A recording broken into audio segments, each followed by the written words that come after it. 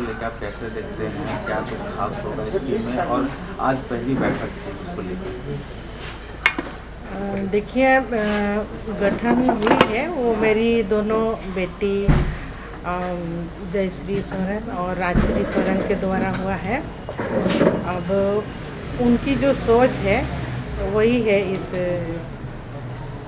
सामाजिक संगठन में, क्योंकि उन्होंने दोनों बेटियों ने जिस तरह से अपने दिवंगत पिता का जो सपना था, अधूरा सपना है, उसको पूरा करने के लिए बनाया।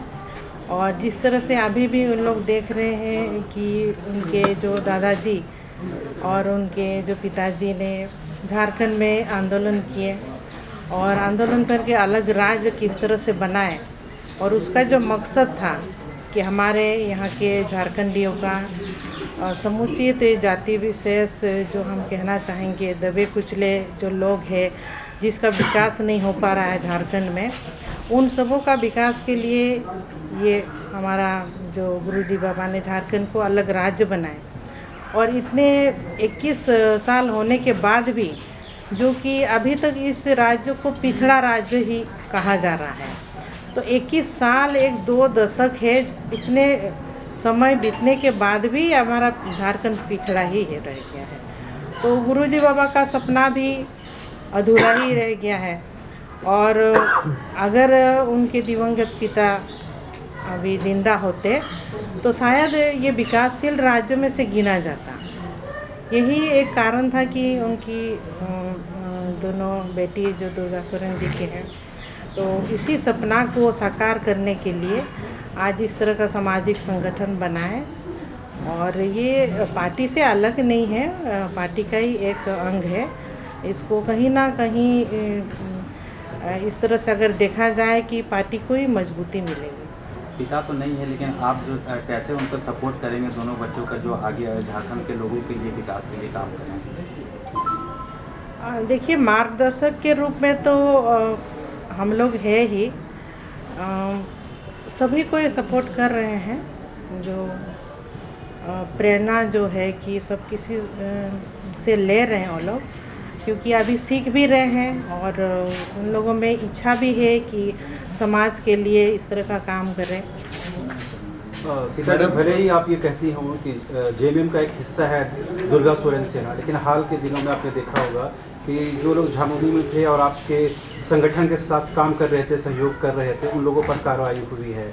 तो वो उस रूप में नहीं देख रहे जिस रूप में आप देख रही हैं जेएमएम को। आप बोलती हैं सहयोगी संगठन है डीएसएफ जेएमएम का, लेकिन जेएमएम आपको कहीं ना कहीं एक कॉम्पिटिटर के तौर पर ट्रीट कर रही है। देखिए, ये तो नज़रिया ही अलग अलग नज़रिया होती है। उनमें से ये भी एक नज़रिया है कि इसको पता नहीं, सब कोई अपने अपने नज़र से इस तरह उनको देखा जा रहा है कि जो अब पार्टी से निकालने की नौबत आ रही। इस विषय पर हम ज़्यादा कुछ नहीं कहना चाहेंगे। मैडम, करप्शन को लेकर के आप लगातार आवाज़ उठाती रही और हाल के दिनों में सोशल मीडिया पर भी आप छाई रही। क्या लग रहा है ये जो 2 वर्ष का जो कार्यकाल है सरकार का, क्या इसकी रोकथाम नहीं हो पाई? कहाँ चूक हो गई? ये तो बहुत बड़ा मुद्दा है। अब 2 साल, पूरा 1.5 साल तो समझिए कि कोरोना काल को ही हम लोग झेल रहे थे। अभी भी कोरोना पीरियड जो है कि ये ख़त्म नहीं हुई, लेकिन फिर भी नॉर्मल बहुत हो गई है।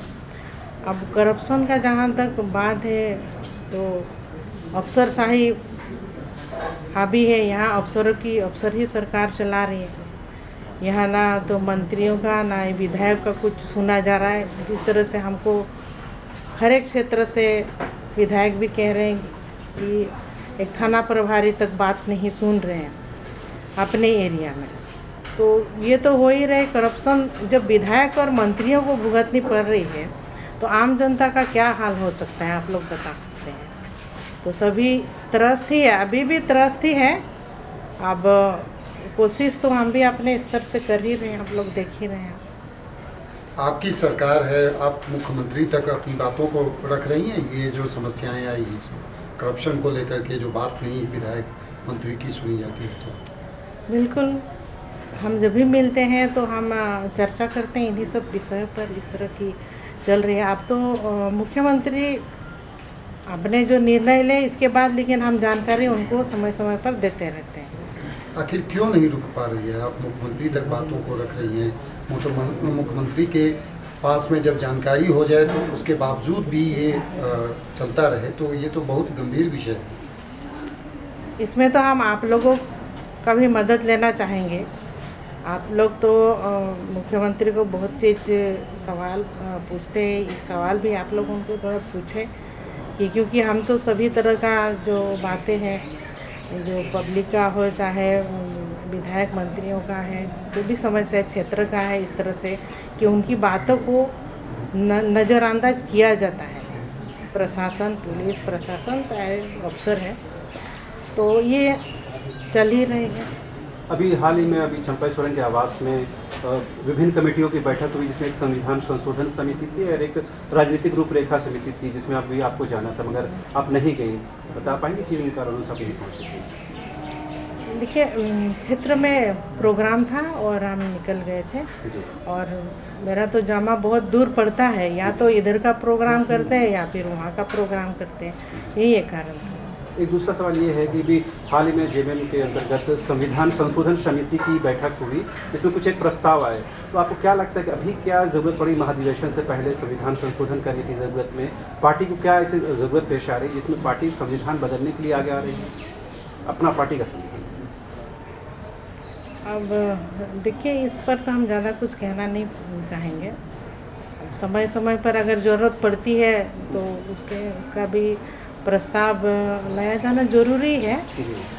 अभी हाल में बहुत विभिन्न जिलाध्यक्षों की नियुक्ति हुई, जिसमें ये आरोप लगा कि पार्टी संविधान के खिलाफ जा करके तीसरी बार छोड़कर चौथी बार जिलाध्यक्षों की नियुक्ति हुई जो पार्टी संविधान के खिलाफ है। पार्टी संविधान कहता है कि 3 बार एक जिलाध्यक्ष की नियुक्ति हो सकती है, लेकिन कई जिलों में 4 दफ़े हुई है। तो उन सबको जस्टिफाई करने के लिए इस तरह संविधान संशोधन किया जा रहा है।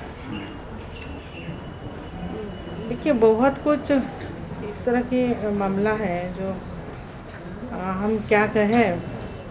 अब वो हमारे जो पार्टी अध्यक्ष गुरुजी बाबा और कार्यकारिणी अध्यक्ष हेमंत जी तय करते हैं, उनको जो सही लगता है उस तरह से सारी चीज़ों को। आपका विचार क्या है? वहाँ 3 बार तो 4 बार हो गया, तो उचित है या नहीं है, क्या आपका कहना है? देखिए, हम तो उसमें शामिल भी नहीं थे कि हम उसमें कुछ राय देते। कुछ मामलों में उचित ही है। लगता नहीं है जो पार्टी के अंदर में सीटा को अग्नि परीक्षा देनी पड़ रही है? जिस तरह से आप मुखर हुई हैं लगातार पार्टी के अंदर, मुख्यमंत्री के पास भी बातें रखी। देखिए, हमारा एक यही हमेशा ये रहा अभी तक जो भी है कि हम सही चीज़ों को हम लाते हैं और सरकार भी वो करे जो चुनाव के समय जनता के समक्ष वादे किए थे।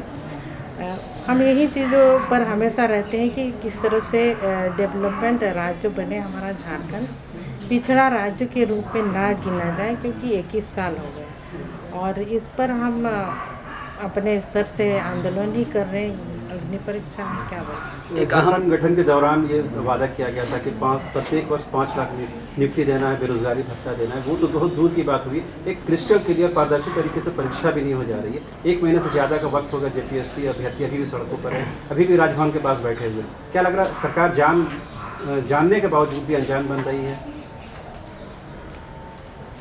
सरकार को इसमें तो जहाँ तक विद्यार्थियों का सवाल है, उनके कैरियर का सवाल है, तो इसमें गहराई से सोचनी चाहिए थी। जो स्टूडेंट जो जिसमें कैरियर है उनका, तो उसके लिए सोच करके अगर जेपीएससी जो नियुक्ति ये जो परीक्षा है इसको रद्द करने के लिए मांग कर रहे हैं तो रद्द कर देना चाहिए, क्योंकि जांच में तो निष्पक्ष जांच हो ही नहीं पाती आज तक जो भी जांच हुई। पता नहीं क्यों सरकार नहीं सुन रही। आप मांग करती हैं सरकार से कि परीक्षा को? नहीं, इसमें तो हम मांग करते ही हैं, रद्द कर देनी चाहिए। जब इतनी इसमें विरोध हो रहे हैं, स्टूडेंट के कैरियर का सवाल है, तो इसमें रद्द कर ही देनी चाहिए। जेपीएससी अध्यक्ष को लेकर भी बड़ा विवाद है। अमिताभ चौधरी साहब को लेकर के, अन्य सदस्यों को लेकर के, तो लग रहा है कि पॉलिटिकल बैकग्राउंड के व्यक्ति को दूर रखने की ज़रूरत है आयोग से। बिल्कुल। मैम इस बार 2021 झारखंड सरकार ने बोला था कि इस वर्ष जो है नियुक्तियों का वर्ष साबित होगा। अब बचा है मात्र 15 से 16 दिन, क्या लगता है कि इसमें नियुक्तियों का वर्ष साबित हो सकता है? देखिए अभी तक तो सीएम साहब यही कह रहे हैं कि नियुक्ति का वर्ष है और नियुक्ति करेंगे। अब बीतते भी जा रहा है समय, हम लोग भी बात किए हुए हैं कि नियुक्ति होनी चाहिए। अब हम लोग को भी आश्वासन नहीं मिला है कि नहीं अंतिम समय तक नियुक्ति का ये रख करके नियुक्ति कर लिया जाए। मैम 16 से शीतकालीन सत्र भी है, क्या जवाब दे पाएंगी विपक्ष को कि पूछेगा आप ही लोगों से सत्ता पक्ष में आप? बिल्कुल। मैम झारखंड क्या बोलेंगे, जो हो रहा है वही बोलेंगे।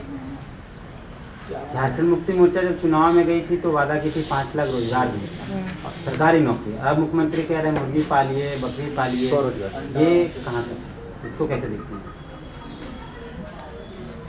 अब इस पर हम क्या बोलेंगे, उनकी क्या सोच है। समय समय पर कुछ और बोलते हैं, कुछ समय पहले कुछ बोलते हैं, तो विचार जब आपने खुद ही बदल दे रहे हैं तो पब्लिक ही जानेंगे। आदिवासियों की पार्टी कही जाने वाली झारखंड मुक्ति मोर्चा संविधान संशोधन समिति में ऐसे व्यक्ति का नाम रखती है जिस पर आदिवासी लड़की की हत्या का आरोप है। सीबीआई जांच चल रहा है, सीबीआई ने क्लीन चिट नहीं दिया, उसके बाद भी उसको संविधान संशोधन में रखा गया। उसको कैसे लगती है? पंकज मिश्रा की मैं बात कर रहा हूँ, बिल्कुल। उसको कैसे लेती है? कोर्ट ने आदेश दिया उस पर FIR करने का भी। इस पर देखिए कई चीज़ों का तो हम विरोध करते हैं, आप लोग जानते ही हैं, तो इसमें हम भी विरोध कर रहे हैं। अब महाधिवेशन के दिन उस दिन और भी किया जाएगा, क्योंकि इतना जानते हुए भी उस व्यक्ति को इतना बढ़ावा देने का आखिर क्या कारण हो सकता है? जाहिर सी बात है इसके पीछे कुछ बड़ा कारण है जो हम लोग सब कोई जान नहीं पा रहे हैं। ऐसे व्यक्ति को संविधान सुधारने के पक्ष में जो विचार उनका जाना जाए या उस ये में नहीं रखना चाहिए।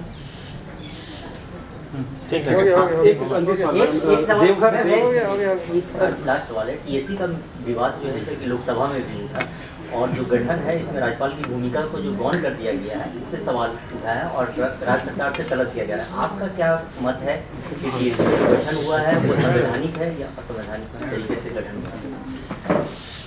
देखिए इस पर तो बहुत चर्चाएं हुई भी, और ये संवैधानिक है भी, देखें मतलब ये सही है, ये गलत नहीं है। राज्य में इन दिनों प्रेशर पॉलिटिक्स पर चुनाव आयोग ने सख्त कार्रवाई करने का आदेश दिया है। निशिकांत दुबे पर जिस तरह FIR उनके द्वारा किया गया, ये लग रहा है सरकार की किरकिरी हो रही है। चुनाव आयोग को डायरेक्ट कर रहा है कि आप उस व्यक्ति को हटाइए जो उस जिला का मालिक है। तो इस तरह से सरकार अगर चलेगी तो रांची से लेकर दिल्ली तक सरकार की बदनामी हो रही है। हम नहीं समझ रहे हैं सब कुछ। देवघर DC पर चुनाव आयोग ने कहा उनको हटाइए वहाँ से। मंजूनाथ भजंत्री जो बीजेपी के सांसद हैं, निशिकांत दुबे, चुनाव के समय उन पर कई FIR विभिन्न थानों में कराए गए। आरोप ये था कि इनके इशारे पर, सरकार के इशारे पर किए गए। अब वो जांच में चुनाव आयोग ने कहा कि इस DC को, इस उपायुक्त को हटाइए, इनका जो कार्यशैली वो ठीक नहीं, अप टू मार्क नहीं है। ये कहीं ना कहीं सरकार की कार्यशैली पर भी सवाल खड़े होते हैं इससे। इस पर छोड़ दीजिए। ठीक।